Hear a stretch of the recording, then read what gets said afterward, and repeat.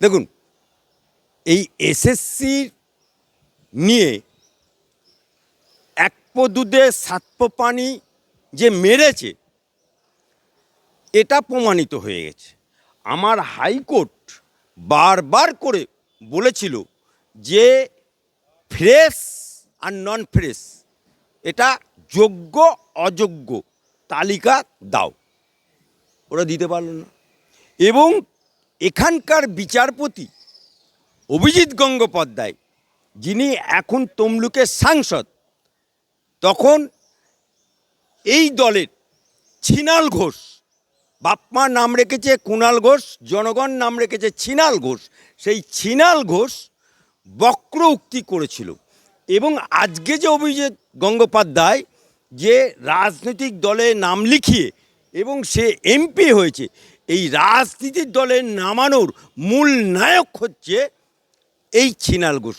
কি বলেছিল যখন রায় দিল, তখন বলছে বিচারপতি গঙ্গোপাধ্যায় ঠান্ডা ঘরে বসে এই যোগ্য অযোগ্যর তালিকা চাইছে, রাজনীতির ময়দানে আও, ময়দান মে আও, এ বলেছিল। বিচারপতি গঙ্গোপাধ্যায়, তার চাকরি আরও বাকি ছিল, উনি ইস্তফা দিয়ে উনি রাজনীতির ময়দানে আঙিনায় চলে গেল এবং তৃণমূল কংগ্রেসের প্রার্থীকে হারিয়ে উনি সংসদ হলেন। আজকে সেই রায়টাকে চ্যালেঞ্জ করে ওরা সুপ্রিম কোর্টে গেছিল। সুপ্রিম কোর্টও একবার না দুবার না বারবার বলেছিল ভেজাল আর ফ্রেশ তালিকা দাও। যখন দিতে পারল না, তখন সুপ্রিম কোর্ট পুরো ঢাকি সমেত বিসর্জন দিয়ে দিল, অর্থাৎ 26,000-এর পুরো প্যানেলটা বাতিল করে দিল।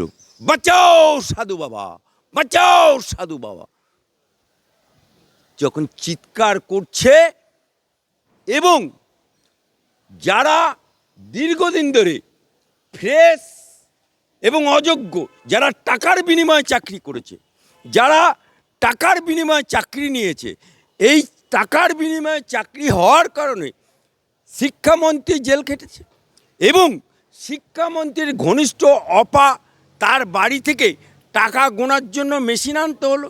এবং জীবন কৃষ্ণ এই কদিন আগে হনুমানের মতো লাফ মেরে টপাং করে কাদায় পড়ে গেল, সেই জীবন কৃষ্ণ এখন জেলে। আজকে সুপ্রিম কোর্ট বারবার যখন বলা সত্ত্বেও দিতে পারলো না, ঢাকি সমেত বিসর্জন দিল, তখন এই সরকার এবং কিছু প্রার্থী তারা ওখানে গিয়ে যখন এসএসসি পরীক্ষা মানে নেওয়ার সময় হয়ে গেল, ঠিক সেই সময় ওরা রিভিউ করতে বলল, রায়টাকে রিভিউ করতে বলল। কিন্তু আমার সুপ্রিম কোর্ট বলল, এবং সুপ্রিম কোর্টে ফের ঢাকি সমেত বিসর্জন দিচ্ছিল আমার হাইকোর্টের মানে অ্যাডভোকেট, এবং তিনি সাংসদ, যে কিনা সংসদে চু কিট খেলে, সেই সাংসদ মানে বেহা নির্লজ্জ ছাড়া কেউ না। আমার হাইকোর্টে প্রত্যেকটা মামলায় হারে, সেই চোরেদের হয়ে ক্ষমা চাইল এবং ধরতে গেলে বিচারপতির পায়ে ধরে ফেলল, বলে একবার সুযোগ দাও বলে। তখন বিচারপতি বলে দিল 7 দিন সময় দিলাম, 7 দিনের মধ্যে ফ্রেশ আর নন ফ্রেশ তালিকা তুমি জমা দাও। 7 দিন সময় কিন্তু চেয়েছে কে? কল্যাণ ব্যানার্জি। কল্যাণ ব্যানার্জি তার তালিকা জমা দেবে না, কিন্তু এসএসসির হয়ে ও দালালি করতে গেছে, মামলা লড়তে গেছে। কিন্তু কল্যাণ ব্যানার্জির তো বাপের ক্ষমতা নেই তালিকা জমা দেবার, তালিকা জমা দেবে সরকার এবং এসএসসি।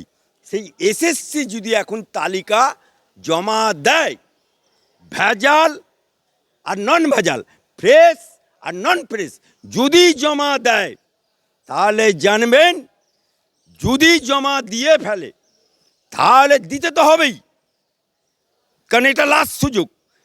তাহলে জানবেন যারা টাকার বিনিময়ে চাকরি এতদিন করেছে, যার শ্বশুর জামাই করেছে 10 লাখ টাকা দিয়ে, নান্টু ঘটককে ডেকে বলেছিল, ওই নান্টু ঘটক আমার একটা স্কুল মাস্টার জামাই চাই। নান্টু ঘটক স্কুল মাস্টার জামাই দিয়েছে, 10 লক্ষ 20 লক্ষ যা লাগে দেবো, 10 লক্ষ 20 লক্ষ দহেজ দিয়েছে। শ্বশুর বুক ফুলিয়ে বলতো আমার জামাই স্কুল মাস্টার, শালি বলতো আমার জামাইবাবু ভূগোলের টিচার, চিৎকার করে বলতো।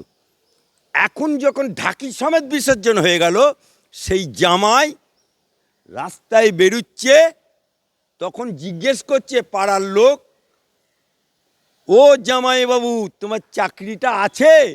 তুমি কি বামফ্রন্টের আমলের শিক্ষক নাকি তৃণমূলের ভেজালের শিক্ষক?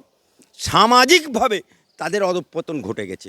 বহু এই শিক্ষকের বউরা ডিভোর্স দিতে এসছে, আমি মামলা করছি, ডিভোর্স হচ্ছে, একটা নয় দুটো নয় 6 ডিভোর্স হচ্ছে। কারণ জামাই ছিল স্কুল মাস্টার, হঠাৎ করে বেকার। আজকে 7 দিনের মধ্যে যদি জমা দেয়, তাহলে জানবেন গ্রামগঞ্জে, শহরে, প্রতিটা অঞ্চলে, প্রতিটা বুথে, প্রতিটা জায়গাতে যারা টাকা দিয়েছে তারা কিন্তু ছাড়বে না। লাঠি দেখেছেন? লাঠি, ওই যে ওদের একটা বললে না 5 উনের বাড়ি, চরম চরম গুড় বাতাসা, তিহার জেল খেটে এলো, সেরকম 5 উনে তেল লাগাচ্ছে বাড়ি দেবার জন্য। খালি সাবমিটটা করুক না, ফ্রেশ মাল দিক আর নন ফ্রেশগুলো দিক, তারপরেই ওরা বলেছিল না খেলা হবে খেলা হবে খেলা হবে, দেখে যাবে। এ তো টেলার হচ্ছে, পিকচার আবি বাকি হ্যায়। আরে আমাদের মুখ্যমন্ত্রী তো গুণের সীমা নেই। সে বলে কবিতা লেখে এপাং ওপাং ধপাং, আবার ছবি আঁকে, যে ছবি কোটি টাকায় বিক্রি হয়, আবার যে কেনে সে আবার জেলে যায়। আবার বাপের জন্মে শুনিনি, সনাতনীরাও কেউ শুনেছে কিনা আমার জানা নেই, বলছে মহাকাব্য লিখেছে কাজী নজরুল ইসলাম। আবার বলছে মহাকাশে গেছে রাকেশ রোশন।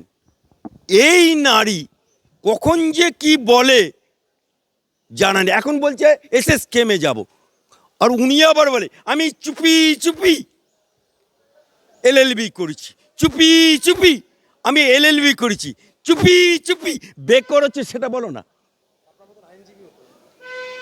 আরে এলএলবি করলেই তাকে তো বার কাউন্সিলে রেজিস্ট্রেশন নিতে হবে, তারপরে তোমার হাইকোর্টে যদি করে বা যে কোনো কোর্টে কাটে বার অ্যাসোসিয়েশনের মেম্বার হতে হবে, তবেই তো উকিল মনা হলেই সে নাম রাখা যায়। আগে মুসলমানি দিতে হবে, কলমা পড়তে হবে, তবে মুসলমান হওয়া যায়। আবার হিন্দু ধর্মে যদি ব্রাহ্মণ ঘরে জন্ম নেয় তখন তাকে পইতে পড়তে হয়।